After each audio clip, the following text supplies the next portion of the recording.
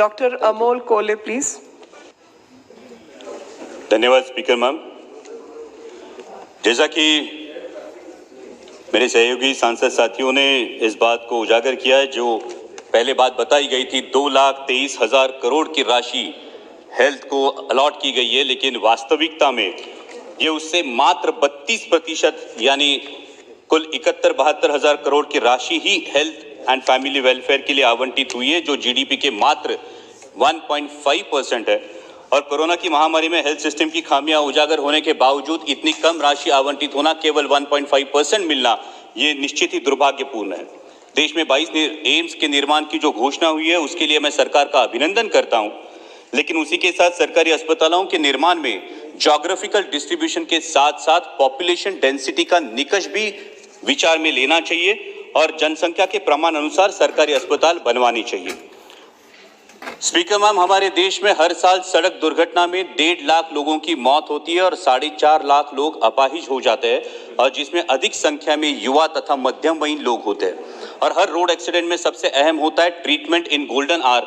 इसलिए मैं मंत्री जी से गुजारिश करूंगा कि देश के हर हाईवे पे हर 50 किलोमीटर की दूरी पे एक अत्याधुनिक ट्रॉमा केयर सेंटर बनाया जाए, जिससे कई जानें बच सकती है।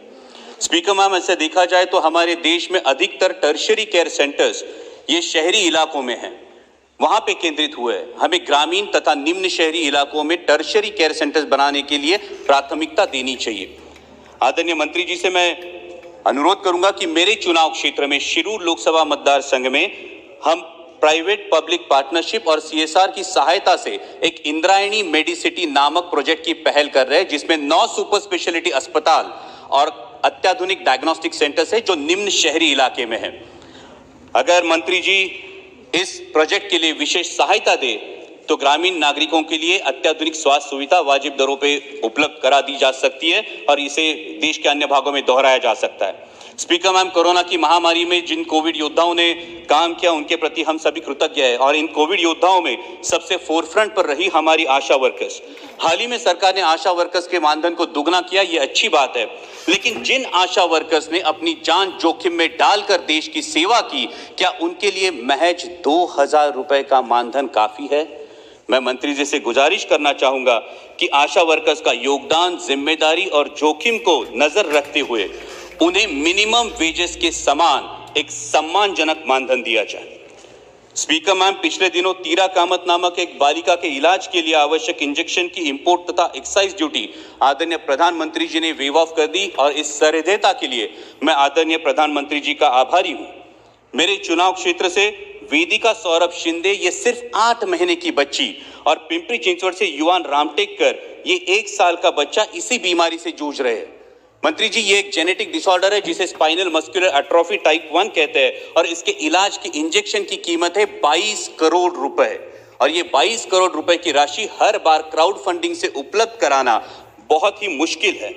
मेरा आपसे अनुरोध है कि इन महंगे इलाजों के लिए बजट में विशेष प्रावधान हो और औषध निर्माण कंपनियों से चर्चा कर पेशेंट असिस्टेड प्रोग्राम के तहत ऐसे इंजेक्शंस जरूरतमंदों के लिए उपलब्ध कराए दिए जाए। स्पीकर मैम, हमने विश्व के सबसे बड़े टीकाकरण अभियान की शुरुआत की, जिसके लिए मैं सरकार का अभिनंदन करना चाहूंगा, लेकिन लोगों के दिलों में जितना कोरोना का डर है, उतना ही डर है लॉकडाउन का, और लॉकडाउन की वजह से रोजगार चला जाने का। इसलिए ऐसे राज्य जैसा महाराष्ट्र, जहां पे कोरोना की दूसरी वेव दस्तक दे रही है, वहां 18 साल से ऊपर आयु वाले व्यक्ति को जो वर्किंग फोर्स हो, उन्हें वैक्सीन ऑन डिमांड मुहैया कराई जाए, ताकि दोबारा अर्थव्यवस्था आहत ना हो। और उसी के साथ वैक्सीनेशन सेंटर्स के लिए जो कंडीशन है 100 बेडेड हॉस्पिटल्स की, ग्रामीण इलाकों में 100 बेडेड हॉस्पिटल्स अवेलेबल नहीं है, इसलिए जो 50 बेडेड डीएचसी तथा डीसीएचसी है, वहां वैक्सीनेशन सेंटर्स को मंजूरी दी जाए, ताकि वैक्सीनेशन का प्रमाण और दायरा बढ़े।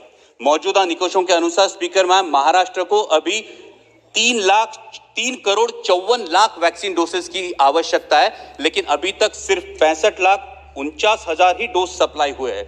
हर हफ्ते की मांग के सिर्फ 25% डोज महाराष्ट्र को मिलते हैं। हम बाकी देशों को वैक्सीन भेज रहे, वाहवाही बटोर रहे, दूसरों की सहायता करना निश्चित ही अच्छी बात है, लेकिन हमारे छत्रपती शिवाजी महाराज ने हमें सिखाया है, ज्याचा बाले किल्ला मजबूत त्याचा गड सुरक्षित, आणि ज्याचा गड सुरक्षित त्याचाच मुलुक सुरक्षित। इसलिए मेरी मांग है कि महाराष्ट्र की जो 20 लाख डोसेस हर हफ्ते की मांग है, उसकी आपूर्ति की जाए। अध्यक्ष महोदय, सिर्फ एक महत्वपूर्ण मुद्दा है जिसके लिए मैं सदन का ध्यान आकर्षित करना चाहूंगा, और वो है हेल्थ एंड एजुकेशन सेस जो 4% वसूला जाता है।